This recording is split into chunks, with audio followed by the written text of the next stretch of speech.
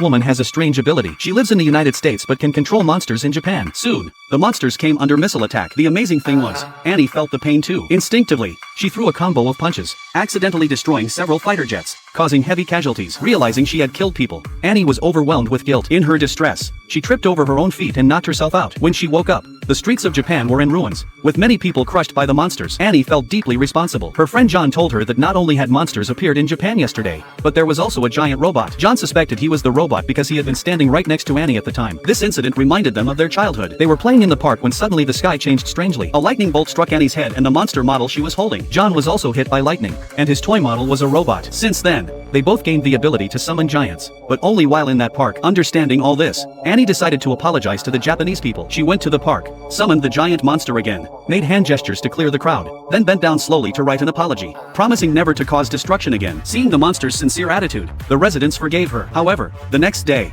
the robot suddenly appeared in Japan. Annie rushed to the park and found out John had been drinking and caused some trouble. She scolded John and told him to leave immediately. This scene was instantly broadcast to Japan, but John ignored her and snapped back. Annie slapped him hard, which instantly sobered him up. He left the park looking innocent. Meanwhile, in Japan, the people saw the monster stopping the robot's destruction and began to see the monster as a guardian. Naturally, the robot became the villain. This made John furious. He hadn't done anything but was being treated like a criminal. He thought the Japanese people were clearly unfair. So, he went back to the park, determined to show the Japanese people what he was really capable of. Luckily, Annie arrived just in time. Without hesitation, she slapped John again. At first, John didn't want to hit a woman, but then Annie kicked him hard. John lost his temper, and they started fighting. Back in Japan, it was a disaster. When they fell to the ground, many Japanese people were crushed. Annie, being a woman, couldn't overpower John. He then started trampling on the Japanese people, and Annie could only watch helplessly. Afterwards, John made a harsh promise. He would come every day to stomp on Japan until it was leveled. Annie returned with a worried look. When she saw the world map flipped upside down, she had a bold idea. The next morning, John stormed into the park angrily. Thunder and lightning erupted over Japan, and the giant robot made a dramatic appearance. Japan was in grave danger, but just as John was about to destroy Japan,